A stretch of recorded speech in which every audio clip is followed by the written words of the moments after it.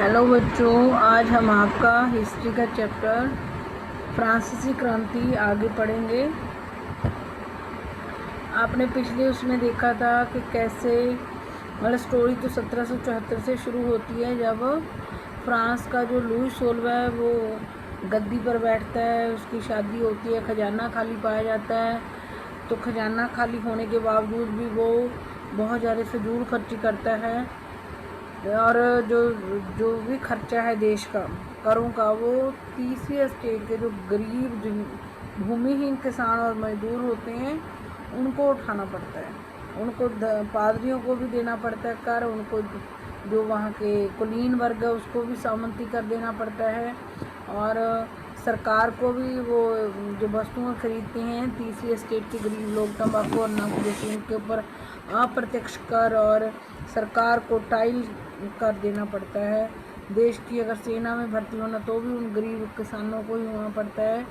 अपने जो स्वामी के घर में भी काम करना पड़ता है, सेवा करनी पड़ती है, और जो सड़कें वगैरह बनती है वो भी सारे काम तीसरी स्टेट के गरीब किसान लोगों मजदूरों को करने पड़ते हैं। और उसके बावजूद कर वगैरह भी सारे मतलब कमाई भी उनको कम हो रही है, कर भी देश की जो आमदनी है वो भी गरीब लोगों से हो रही है, सारे काम का बोझ भी उनके ऊपर है।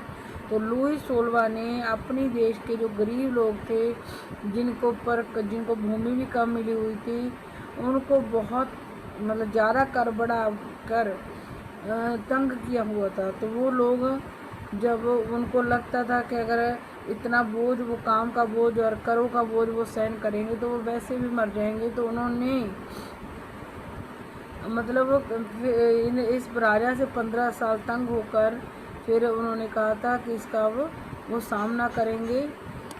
तो आगे पढ़ते हैं कि क्या क्या होता है।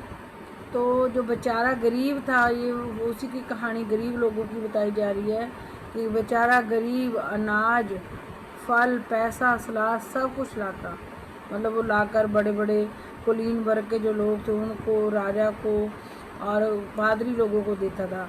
अनाज भी उनको वही देता था किसान गरीब, फल भी वही देता था, पैसा भी कर के रूप में वही देता था, सलाद भी देता था।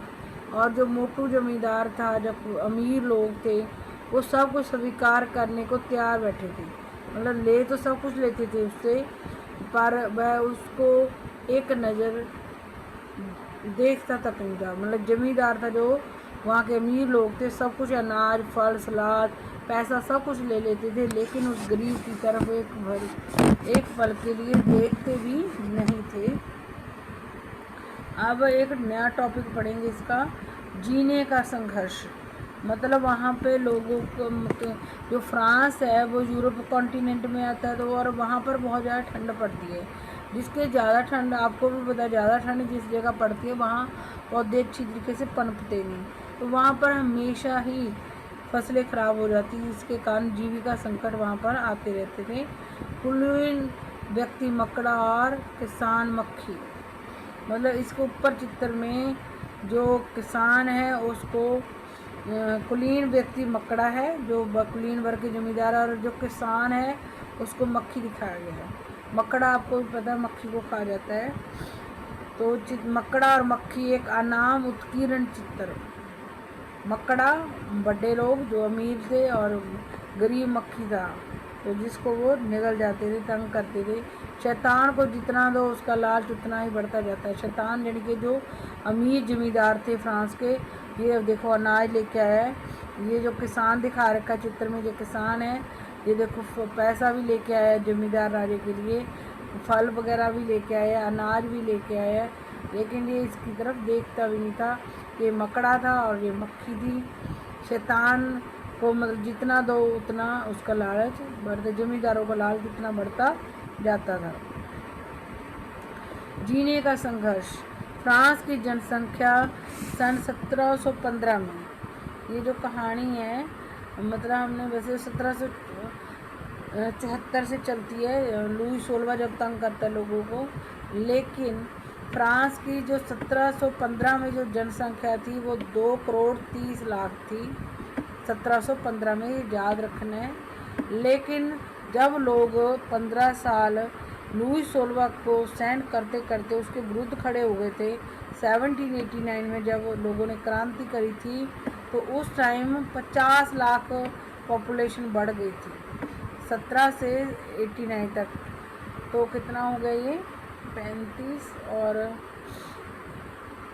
45 और 9 54 ईयर्स में, मतलब 54 ईयर्स में 50 लाख यानी कि पर ईयर लगा लो 1 लाख पॉपुलेशन वहाँ की बढ़ जाती है। 1715 में वहाँ 2 करोड़ 30 लाख पॉपुलेशन थी, जनसंख्या थी, आबादी थी वहाँ की। लेकिन जब लुई सोलवा के विरुद्ध लोगों ने तंग होकर क्रांति की थी 1789 में, तो उस टाइम फिर 2 करोड़ 80 लाख हो चुकी थी, यानी कि 1715 से लेके 1789 तक 54 ईयर्स बन गए। और तकरीबन हर साल 1 लाख पॉपुलेशन बढ़ जाती थी। और लेकिन वहाँ का लैंड तो उतना ही था जिसके ऊपर लोग अनाज उगा कर खाते थे। परिणामतः अनाज उत्पादन की तुलना में उसकी मांग काफ़ी तेज़ी से बढ़ी। अनाज उत्पादन जितना, मतलब वहाँ ठंड के कारण उतना अनाज तो उत्पन्न होता ही नहीं था। जो पुरानी पॉपुलेशन थी उसकी ज़रूरतें नहीं पूरी हो पाती थी, लेकिन उत्पादन उतना नहीं हो पाता था जितनी लोगों को अनाज चाहिए था। जितना अनाज लोगों को चाहिए था उतना अनाज उत्पन्न नहीं हो पाता था, और उसकी अनाज की दिन प्रतिदिन जो मांग थी वो बढ़ती जा रही थी।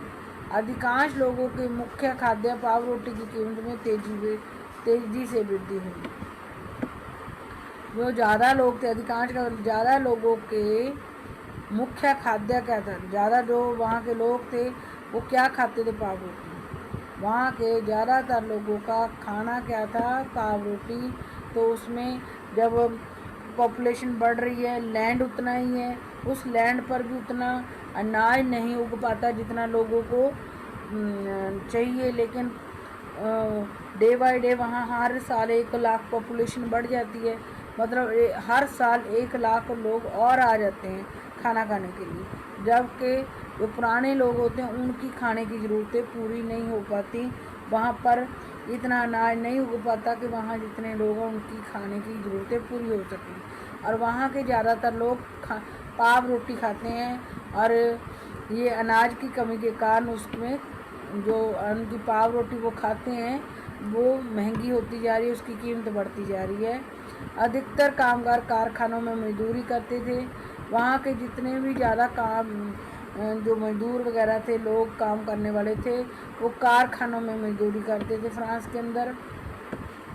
उनकी मजदूरी मालिक तय करते थे, मतलब जो मजदूर होते थे उनकी मजदूरी भी मालिक तय करते थे। लेकिन मजदूरी महंगाई की दर से, मतलब वो लोग महंगाई तो जो खाने पीने की चीज़ें तो उनकी महंगी होती जाती थी, लेकिन मजदूरी थी जो उनका मेहनत आना था वो नहीं बढ़ता था।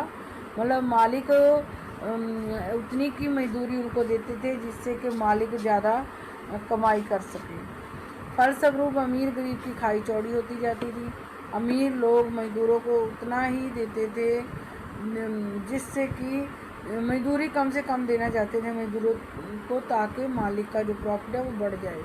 इसलिए अमीर और अमीर होता जाता था और गरीब और गरीब होता जाता था, जिसके कारण अमीर गरीब में जो खाई थी वो बढ़ती जा रही थी। स्थितियाँ तब और बदतर हो जाती जब सूखे या ओले के प्रकोप से पैदावार गिर जाती। वैसे अगर नॉर्मल जितनी फसल उगती उतनी उगती रहती तो इतनी प्रॉब्लम नहीं आती थी, लेकिन वो वहाँ फ्रांस में ज़्यादातर कभी सूखा पड़ जाता था, पानी की कमी हो जाती थी, तो कभी ओले यानी कि बर्फ़ वगैरह गिरने के कारण वहाँ की जो फसलें हैं वो ख़राब हो जाती थी, और जितना अनाज उगता था वो भी अनाज नहीं उग पाता था। इससे रोजी रोटी का संकट पैदा हो जाता था। जब नॉर्मल होती थी तो पाव रोटी वहाँ के लोग खाते थे तो वो कीमत बढ़ जाती थी, क्योंकि उतनी अनाज नहीं उग पाता था जितने लोगों को चाहिए था। लेकिन अगर वहाँ हमेशा ही वहाँ पर सूखा या ओले पड़कर फसलें ख़राब होती थी, जब ये ओले या सूखे से फसल ख़राब हो जाती थी तो जितनी वहाँ उत्पादन होता था वो भी नहीं हो पाता था, तो लोगों की रोजी रोटी पर संकट आ जाता था। ऐसे जीविका संकट प्राचीन राजतंत्र में, पुराने समय में जब राजे होते थे, ये ऐसे जो जीविका संकट थे वो आम आते रहते। जीविका संकट मतलब इतना भी अनाज वहाँ नहीं बचता था कि लोग खाकर जिंदा रह सकें। मतलब ज़्यादातर वहाँ फ्रांस के अंदर लोग जीने के लिए संघर्ष करते थे। उनको उतना खाना, अगर खाना मिलता भी था तो वो महंगा मिलता था, और वहाँ के जो अमीर लोग थे वो गरीब लोगों से काम ज़्यादा करवा के उनको मजदूरी कम देते थे। और वैसे ही अनाज इतना नहीं हो पाता था कि लोगों की जो मांग थी खाने पीने की वो पूरी हो सके। तो और जब कभी ओले पड़ जाते थे, जहाँ कभी सूखा पड़ जाता था, तो जिस साल फसल ख़राब हो जाती थी उस साल तो रोजी रोटी पे संकट आ जाता था। लोगों के पास फ्रांस में इतना भी अनाज नहीं रहता था कि वो खा के जिंदा रह पाएँ। तो ऐसे जीविका संकट पुराने समय में जब राजे होते थे उस टाइम आम थे। तो नए जीविका संकट का मतलब क्या था? ऐसी चरम स्थिति जब जीवित रहने के न्यूनतम साधन भी खतरे में पड़ने थे। जब न्यूनतम साधन जिंदा रहने के लिए खाना पानी पीना वगैरह के साधन भी जब लोगों को पूरे नहीं मिल पाते तो उसको जीविका संकट। जिंदा रहने के लिए जो चीज़ें खाने पीने की चाहिए होती हैं जब वो भी लोगों को कम से कम मात्रा में भी नहीं मिल पाती तो ऐसे उसको जीविका संकट कहते हैं। अनाम, जिसका नाम ना मालूम हो। अनाम क्या होता है? जिसका नाम ना मालूम हो। ये याद करना, 1715 में 2 करोड़ 30 लाख थी। तकरीबन हर साल 1 लाख बढ़ जाती थी। जब तक लोगों ने फ्रांस के निरंकुश राजे के विरुद्ध क्रांति करी तब तक 2 करोड़ 80 लाख हो गई थी। यानी कि ये 1715 से 1789 तक 54 ईयर्स का वो है, और हर साल 1 लाख पॉपुलेशन बढ़ जाती थी। वहाँ का जो लैंड था वो जितने वहाँ के लोग थे उनकी खाने की ज़रूरतों को पूरा करने के लिए उतना अनाज नहीं उगा पाता था। ज़्यादातर लोग वहाँ के पाव रोटी खाते थे, तो पाव रोटी अनाज की कमी होने के कारण महंगी हो रहती थी। वहाँ के ज़्यादातर लोग कारखानों में काम करते थे और कारखानों के मालिक उनको उतनी मजदूरी नहीं देते थे जितनी कीमतें बढ़ती थी। इस तरीके से मजदूरों को कम से कम मजदूरी दी जाती थी, और इस तरीके से अमीर और गरीब की खाई बढ़ती जा रही थी। अमीर और अमीर होता जा रहा था, गरीब और गरीब। और जब और भी स्थिति तब खराब हो जाती थी जब फ्रांस के अंदर ओले पड़ने, जहाँ सूखा पड़ने के कारण फसल खराब हो जाती थी, अनाज बिल्कुल नहीं होता था, तो लोगों की रोजी रोटी पे संकट आ जाता था। लोगों के पास इतना अनाज भी नहीं बचता था वो खा के जिंदा रह सकें। तो ऐसे जो जीविका संकट थे वो प्राचीन राजतंत्र जिनके 1789 से पहले जब राजे होते थे तब वहाँ पर फ्रांस में आम आते रहते थे। जीने का संघर्ष के ऊपर पेपर में एक वो ही आ जाता है, नोट आ जाता है। अगर ये जीने का संघर्ष की जो कहानी है ये आपको पता होगी तो आपको फ्रांस की क्रांति समझने में आसानी रहेगी। और जीविका संकट वो ऐसी चरम स्थिति जब खाने पीने की जो कम से कम चीज़ें होती है वो भी लोगों को उपलब्ध ना हो तो वो जीविका संकट कहलाता है। अनाम, जिसका कोई नाम ना हो। जीविका संकट कैसे उत्पन्न होता है? जब फसल खराब हो जाती है,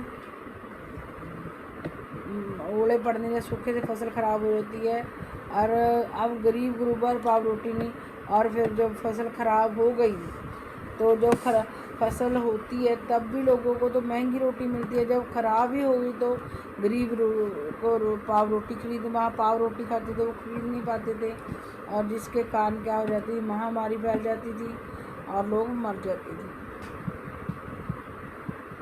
उभरते मध्य वर्ग के विशेषाधिकारों के अंत की कल्पना। आगे का हमने जीने का संघर्ष भी लोग वहाँ पर ज़्यादातर सूखे जहाँ उसके कारण ओले के कारण फसलें खराब हो जाती थी, जिसके कारण उनको खाने पीने की चीज़ें भी जितनी चाहिए होती थी वो नहीं मिल पाती थी। वो जीने का संघर्ष था, वो कहानी भी आपको याद करनी है। और उभरते मध्य वर्ग ने विशेषाधिकारों के अंत की कल्पना की। मतलब आपको पता, विशेषाधिकार कुलीन वर्ग और पादरी वर्ग को जन्म से विशेष अधिकार मिले हुए थे। कुलीन वर्ग को सामंती अधिकार भी मिले हुए थे। और इनको जो वहाँ पर आपने पढ़ा है कि 3 वर्ग हैं, मध्य वर्ग इसको कहते हैं। जो हमने चित्र पढ़ा वहाँ के 3 स्टेट का चित्र पढ़ा है, इसमें जो तीसरी स्टेट के ये बड़े व्यवसायी, व्यापारी, अदालती कर्मचारी और वकील हैं, ये मध्य वर्ग के नाम से जाना जाता है। और जब इन्होंने देखा कि तीसरी स्टेट के जो गरीब लोगों को कुलीन वर्ग और पादरी लोग तंग कर रहे हैं तो ये इन लोगों ने फिर मतलब उस चीज़ के विरुद्ध लड़े। कुलीन वर्ग और पादरी वर्ग के जो विशेष अधिकारों को ख़त्म करने के लिए इन बड़े व्यवसायी, व्यापारी, अदालती कर्मचारी और वकीलों ने लड़ाई लड़ी थी। इसको मध्य वर्ग के नाम से, बड़े व्यवसायी, व्यापारी, अदालती कर्मचारी और वकील आदि को मध्य वर्ग के नाम से भी जाना जाता है।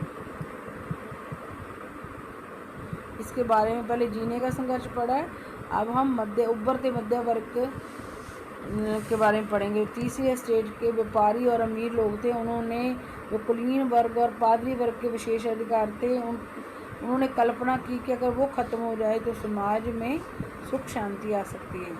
पहले भी कर बढ़ने एवं अकाल के समय किसान और कामगार विद्रोह कर चुके थे। पहले भी कर बढ़ने मतलब जो छोटे छोटे बेचारे जिनको कर देना पड़ता था, वो लोग अकाल के समय जब अकाल पड़ जाता था, बिल्कुल खाने पीने को नहीं मिलता था, और कर बढ़ने के कारण किसान और कामगार जो तीसरे स्टेट के दूसरे हिस्से में आते हैं, वो विद्रोह कर चुके थे। बट ये लोग क्या होते हैं, किसान और कामगार रोज़ काम करते हैं, रोज़ कमाते हैं, रोज़ खाते हैं, इनके पास ज़्यादा पैसा नहीं होता। लेकिन ये कामगार और किसान कर बढ़ने के कारण और अकाल पड़ने के कारण, कर बढ़ने के कारण और अकाल पड़ने के कारण पहले भी ये बेचारे इनके ऊपर ही सारा कामगार और ये जो कामगार और किसान थे, इनके ऊपर ही ज़्यादा प्रॉब्लम थी। इनको ही काम करना पड़ता था, इनको ही कर देना पड़ता, देश को ही यही चलाते थे। ये बेचारे कर बढ़ने के कारण और अकाल पड़ने मतलब खाने पीने की चीज़ें जब ख़त्म हो जाती, उस समय ये विद्रोह कर चुके थे अपने राजा के विरुद्ध। लेकिन ये ज़्यादा टाइम तक विद्रोह नहीं कर पाते थे, क्योंकि इनको अगर ये काम करते थे तभी खाते थे, रोज़ कमाते थे, रोज़ खाते थे। परंतु उनके पास सामाजिक एवं आर्थिक व्यवस्था में बुनियादी बदलाव लाने के लिए साधन एवं कार्यक्रम नहीं थे। अगर ये कामगार और किसान वहाँ के समाज को बदलना चाहते थे, अपने लिए कुछ अधिकार मतलब अपनी ज़िंदगी आसान करना चाहते थे, तो इनके पास आर्थिक और सामाजिक व्यवस्था में अगर वो वहाँ की फ्रांस की समाज में और पैसे संबंधी जो कमाई के साधन थे, उस व्यवस्था में ये कामगार और किसान बदलाव लाना चाहते थे, तो इनके पास पैसे की ज़रूरत, अगर इनके पास ज़्यादा पैसा होता किसानों और कामगारों के पास, तो ही वो वहाँ की सामाजिक और आर्थिक व्यवस्था को सुधार सकते थे। बट इनके पास किसानों और कामगारों के पास पैसा नहीं था। ये जिम्मेवारी तीसरी स्टेट के उन समूह ने उठाई जो समृद्ध और शिक्षित होकर नए विचारों के। फिर जब ये कामगार तो कर चुके थे, ये इसलिए नहीं लड़ पा रहे थे वहाँ के अमीर लोगों से, क्योंकि इनके पास ज़्यादा पैसा नहीं था। ये कामगार और किसान वहाँ के सामाजिक और आर्थिक व्यवस्था को बदलना चाहते थे, लेकिन इनके पास पैसा ना होने के कारण और समय ना होने के कारण ये नहीं कर पाए वो बदलाव। फिर इसकी जिम्मेवारी तीसरी स्टेट के जो आपको मैंने पढ़े लिखे व्यापारी लोग थे, जिनके पास पैसा भी था और जो पढ़ लिख चुके थे और नए विचारों के संपर्क में आ चुके थे, उन्होंने मतलब बदलाव लाने के लिए जिम्मेवारी ली। आगे बढ़ते हैं। 18वीं सदी में एक नए सामाजिक समूह का उदय हुआ जिसे मध्य वर्ग कहा जाता है। तीसरी स्टेट के जो व्यापारी थे और जो वकील थे, वो नया 18वीं सदी में वो नए सामाजिक समूह में उभर कर आए, और इसी को तीसरी स्टेट के व्यापारी, वकील और जो अदालतों में काम करने वाले लोग थे, जो पैसा भी जिनके पास आ चुका था और जो पढ़ लिख चुके थे, वो मध्य वर्ग के नाम से जाने गए। जिसने फैलते समुद्र पारिया व्यापार और ऊनी तथा रेशमी वस्त्रों के उत्पादन के बल पर जो तीसरी स्टेट के व्यापारी लोग थे, उन्होंने पैसा कैसे कमाया था? समुद्र पार, यानी कि अपने देश से फ्रांस से समुद्र पार जाके दूसरे देशों से व्यापार किया था उन लोगों ने। तीसरी स्टेट के जो व्यापारी लोग थे, उन्होंने बाहर वाले देशों से ऊनी और रेशमी कपड़ा बेचा था बाहर वाले देशों में जाकर, और अपने देश के अमीर लोगों को भी ऊनी और रेशमी कपड़ा बेच कर उन्होंने संपत्ति अर्जित की थी, जिनके पैसा कमाया था।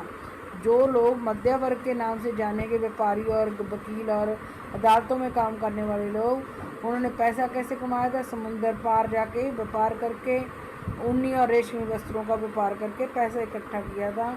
ऊनी और रेशमी कपड़ों का या तो निर्यात किया जाता जहाँ समाज के समृद्ध लोग, और ऊनी रेशमी कपड़ा जाता वो बाहर वाले देशों में बेचते थे फ्रांस के लोग जो व्यापारी थे, जहाँ फिर अपने देश के जो अमीर लोग थे उनको बेच देते थे। तीसरी स्टेट में इन सौदागरों एवं निर्माताओं के अलावा प्रशासनिक सेवा और वकील जैसे पेशेवर लोग भी थे।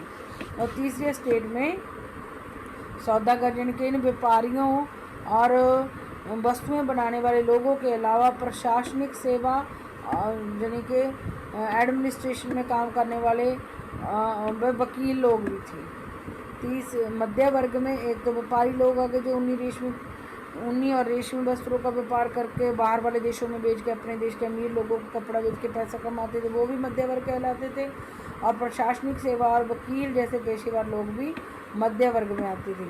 ये सभी पढ़े लिखे थे। मध्य वर्ग में चाहे व्यापारी थे, चाहे प्रशासनिक सेवा में लगे हुए वकील लोग थे, ये सभी पढ़े लिखे थे। इनका मानना था कि समाज के किसी भी समूह के पास जन्मना, और जो मध्य वर्ग के लोग थे, व्यापारी और वकील लोग थे, ये कहते थे कि समाज के अंदर किसी भी व्यक्ति को या समूह लोगों के समूह को जन्मना विशेष अधिकार नहीं मिलने चाहिए। मध्य वर्ग के लोगों की क्या सोच थी?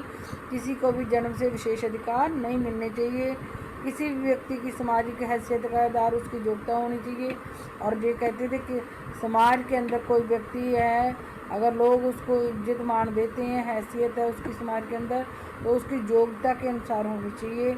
स्वतंत्रता, समान नियमों तथा समान अवसरों के विचार पर आधारित समाज की यह परिकल्पना जॉन लॉक और जॉर्ज रूसो जैसे दार्शनिकों ने प्रस्तुत की थी।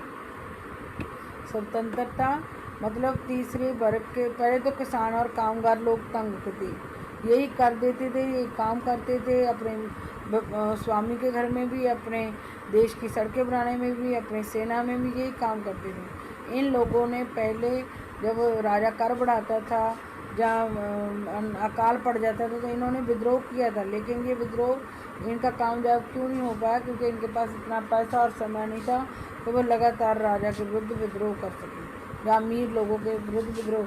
फिर इसकी जिम्मेवारी इनके जो भी इन्होंने विद्रोह करना था, जिनके विरुद्ध लड़ाई लड़नी थी, उस लड़ाई की जिम्मेवारी तीसरी स्टेट के जो पढ़े लिखे और अमीर लोग थे उन्होंने उठा ली, जो नए विचारों के संपर्क में आ चुके थे, जो पढ़ लिख चुके थे।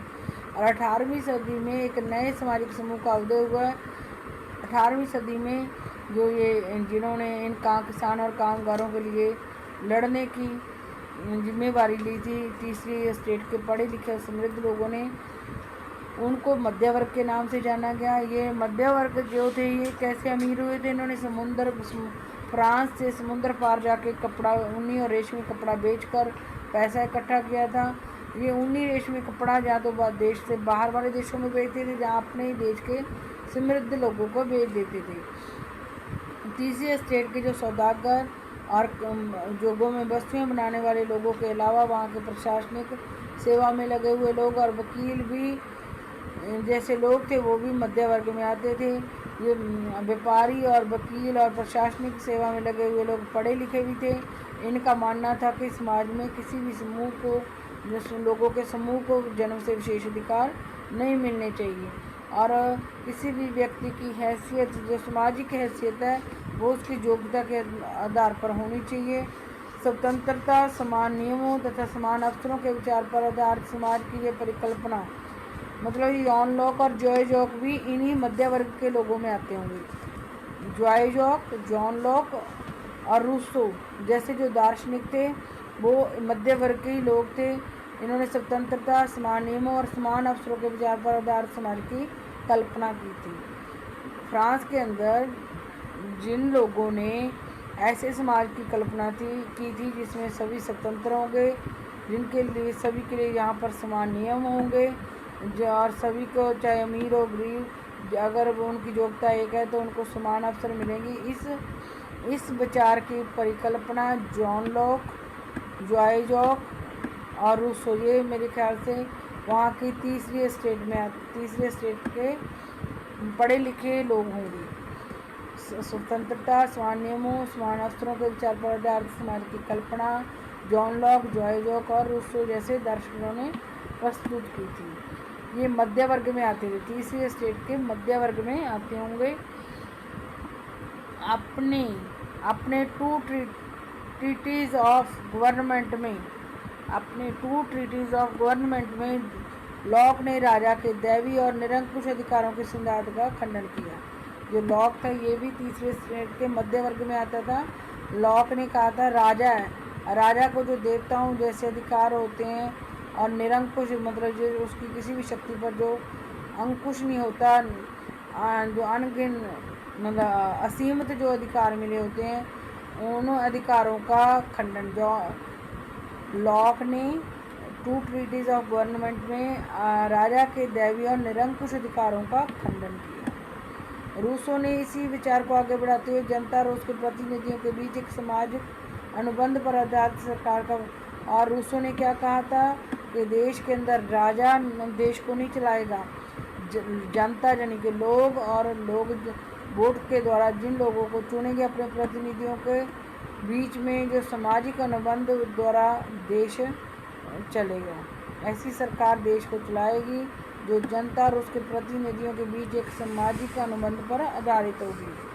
रूसो के अनुसार उसने आगे विचार को बढ़ाते हुए बताया था कि जनता और उसके प्रतिनिधियों के बीच एक सामाजिक अनुबंध पर आधारित जो सरकार होगी वो देश को चलाएगी।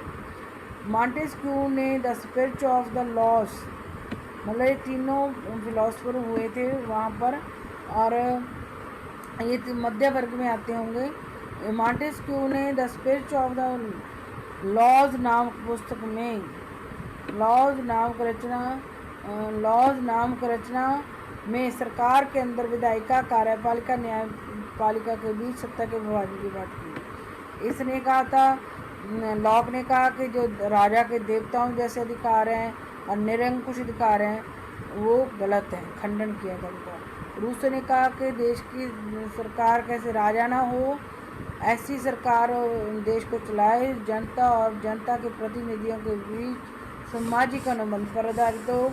और मॉन्टेस्क्यू ने the spirit of the laws नाम का अपनी बुक में कहा था कि जो देश की सरकार के अंदर जो सरकार की देश को चलाने वाली सरकार है उसकी शक्तियों का विभाजन विधायिका, कार्यपालिका और न्यायपालिका जो सरकार के 3 अंग होते हैं उनके बीच में सरकार की शक्ति का विभाजन करने की बात कही।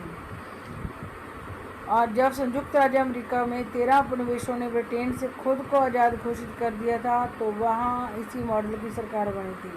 तो मतलब जब संयुक्त राज्य अमेरिका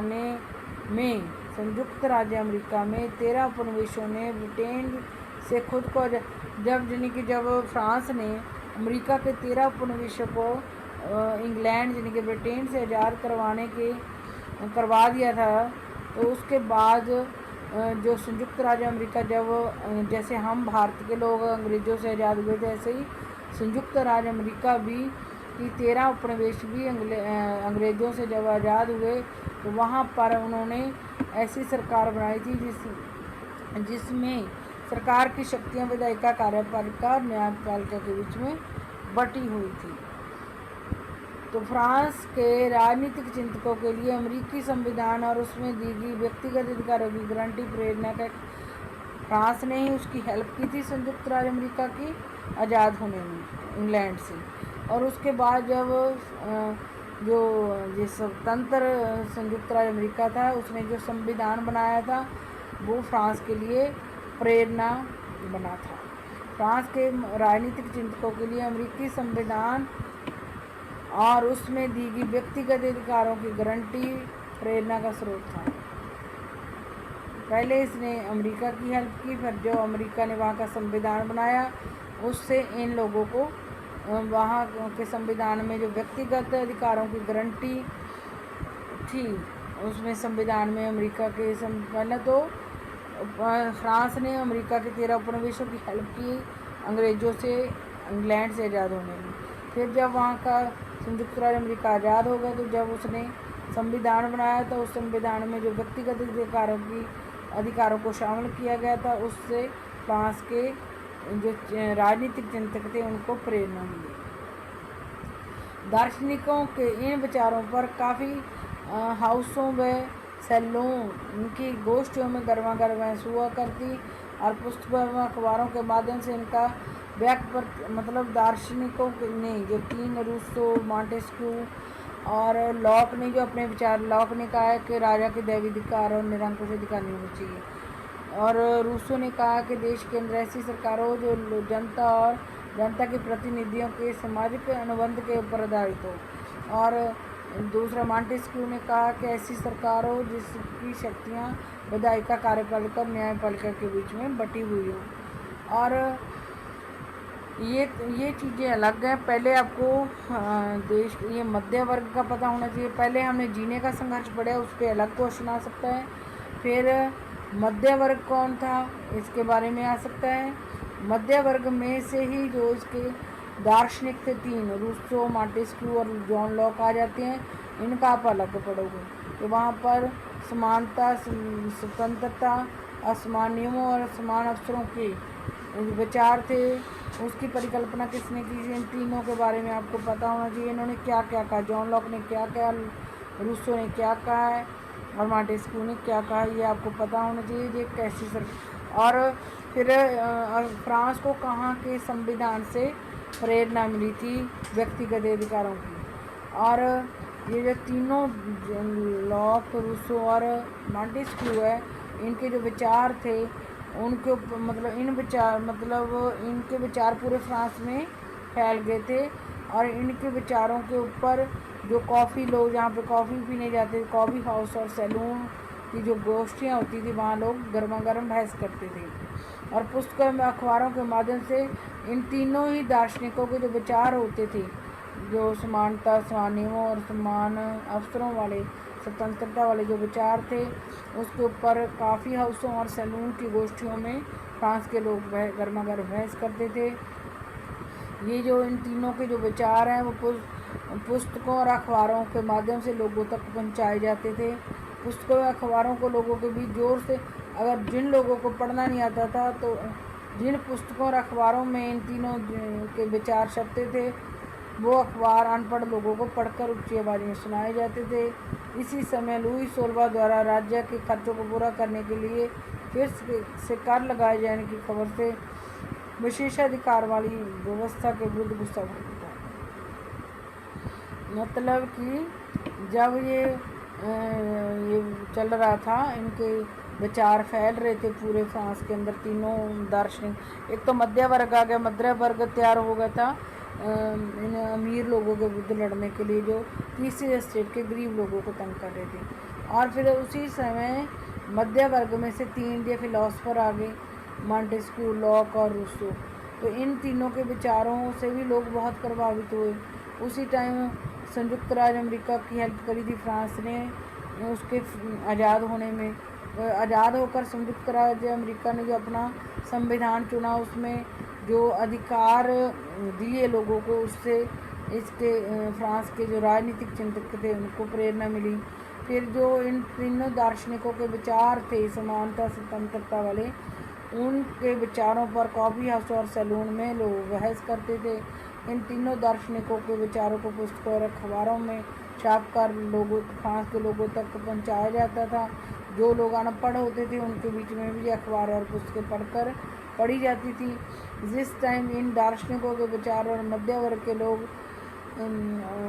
मतलब वो हो गए थे, एक्टिव हो गए थे, उसी समय लुई 16वां ने फिर से कर लगाने के लिए, अपने खर्चों को पूरा करने के लिए कर लगाने की बात करी, जो कि विशेषाधिकार वाली व्यवस्था के विरुद्ध गुस्सा भड़क उठा। जब लुई 16वां ने, जब ये तीनों दार्शनिकों के विचार पूरे फ्रांस में फैल रहे थे और मध्य वर्ग एक्टिव हो चुका था इनके राजा के विरुद्ध लड़ने के लिए और जन्म से विशेषाधिकार वाली व्यवस्था के विरुद्ध लड़ने के लिए, उसी समय लुई 16वां ने फिर से कर बढ़ाने की बात जब फ्रांस में फैली तो इसके विरुद्ध गुस्सा भड़क उठा लोगों का, फ्रांस के लोगों का। इस आज हम इतना ही पढ़ेंगे, इससे आगे हम अगली वीडियो में पढ़े। क्रांति की शुरुआत फिर पढ़ेंगे। मतलब पहले मैंने बताया था कि लुई सोलवा गद्दी पर बैठा, उसके खजाना खाली होने के कारण कौन कौन से कर थे, कितनी स्टेट्स में वो बटा हुआ था। आज हमने जीने का संघर्ष पढ़ा कि कैसे कैसे वहाँ पर मतलब पॉपुलेशन हर साल 1 लाख बढ़ जाती थी, और उसी हिसाब से जो अनाज था वो उतना पैदा नहीं होता था, जिसके कारण वहाँ की कीमतें बढ़ जाती थी। अब पाव रोटी महंगी हो जाती थी। वहाँ के लोग ज़्यादातर कारखानों में काम करते थे। कारखानों में काम करने वाले करवाने वाले जो मालिक होते थे, उनको उतनी मजदूरी नहीं देते थे जितनी महंगाई बढ़ रही थी।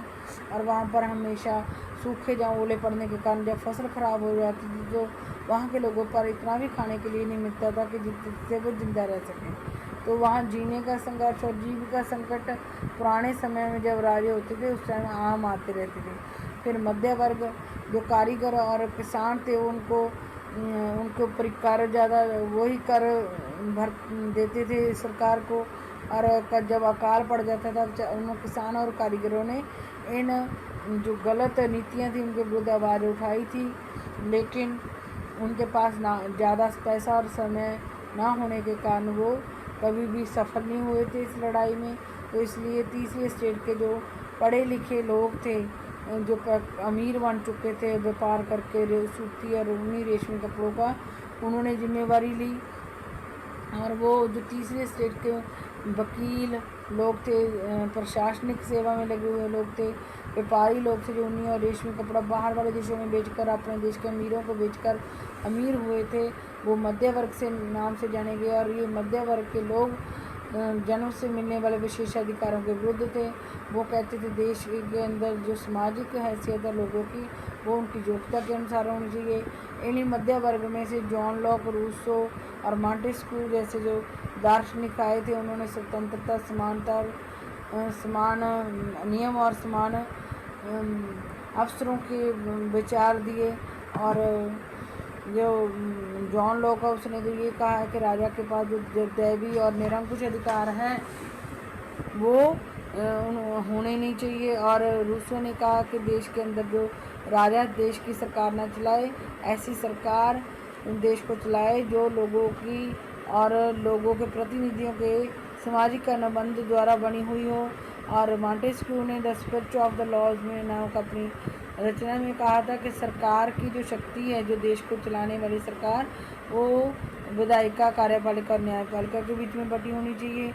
और उसी समय 13 उपनिवेशों को जो फ्रांस ने जो अमेरिका की हेल्प की थी इंग्लैंड से आज़ाद करवाने के लिए, जब संयुक्त राज्य अमेरिका की 13 बस्तियाँ वो आज़ाद हो गई तो उन्होंने जो संविधान बनाया उस संविधान में जो लोगों को अधिकार दिए, नागरिक अधिकार दिए, उनसे भी प्रेरणा मिली फ्रांस के लोगों को। और ये तीनों दार्शनिक थे, इनके स्वतंत्रता, समान नियम और समान अवसरों वाले जो विचार थे वो उनके ऊपर लोग कॉफ़ी हाउस और सैलून में बैठकर बहस करते थे।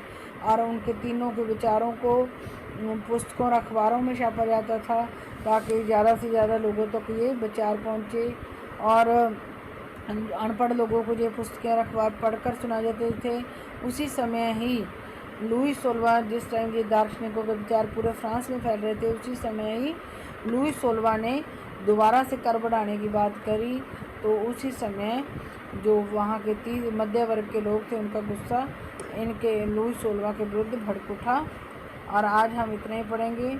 अगली वीडियो में हम आगे का चैप्टर पढ़ेंगे।